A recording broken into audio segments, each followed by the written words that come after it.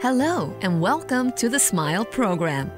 Our goal is to help you to manage your lifestyle in order to improve your health and well-being.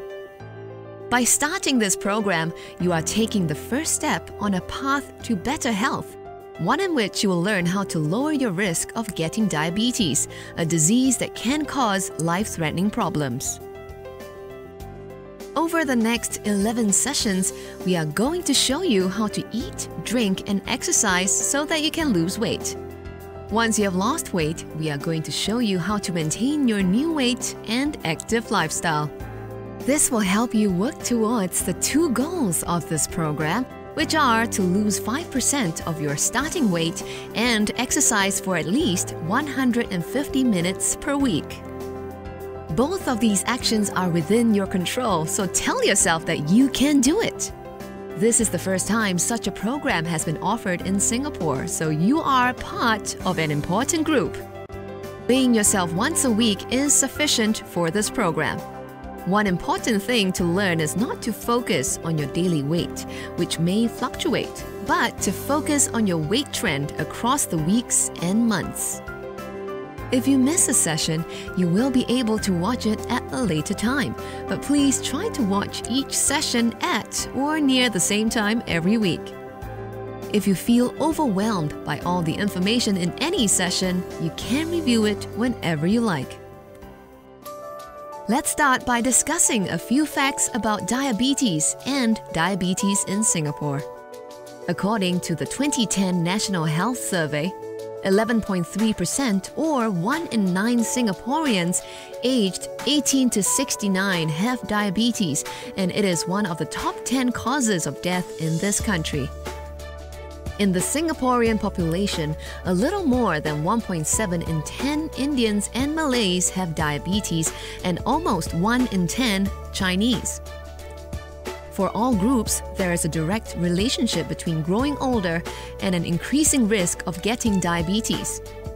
In people 30 to 39, almost 1 in 25 people have diabetes.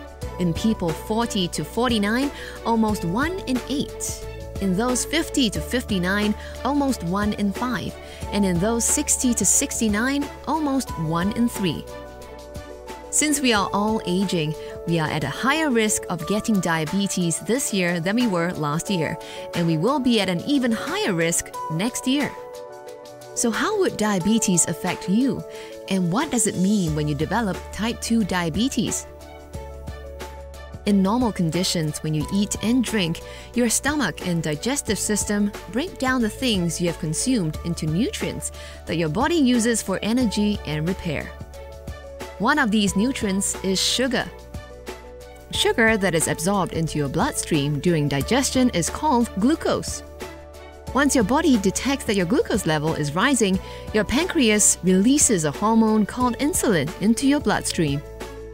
Your bloodstream then takes the glucose and insulin to cells that need it. Insulin works like a key that unlocks cells and allows glucose in, so that it can be stored and used for energy. Your liver also stores glucose, which is released when you haven't eaten for a while and your cells need energy. This is how your body keeps your glucose level within a normal range. However, if you have type 2 diabetes, this process does not work properly. Fat deposits make your cells resistant to insulin, which means that glucose cannot enter your cells. As a result, it stays in your bloodstream rather than being absorbed by cells for energy. In the long term, this excess glucose in your bloodstream damages your organs and nerves and can cause other health conditions such as thirst and excess urination, slow healing injuries, erectile dysfunction, and heart disease. Diabetes can also cause kidney disease. Since our kidneys filter waste from our blood, having high levels of blood glucose overworks our kidneys. Over time, they may lose their filtering ability, leading to kidney failure.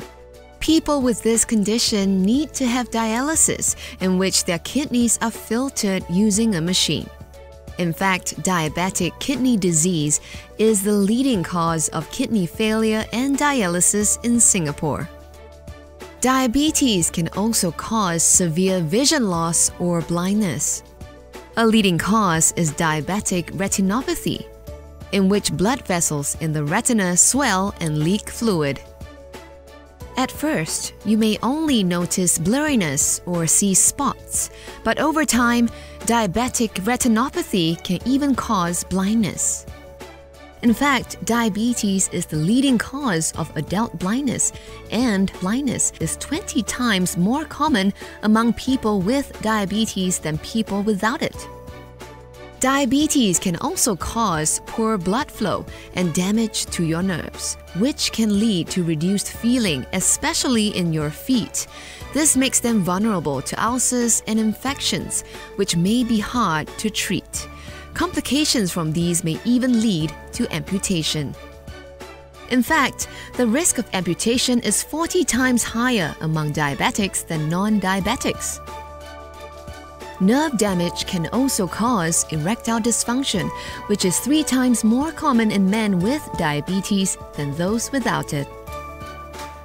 Diabetics are also 2 to 3 times more likely than non-diabetics to have strokes and die of heart disease. These symptoms may appear slowly or even not at all, so don't think that because you haven't noticed any symptoms that you don't have diabetes. In fact, people may have type 2 diabetes for as long as 10 years without realizing it. But just like being overweight puts you at risk of getting diabetes, losing weight reduces your risk. So you have control over your risk of getting the disease, and you can prevent it. Let's take a look at the risk of getting diabetes.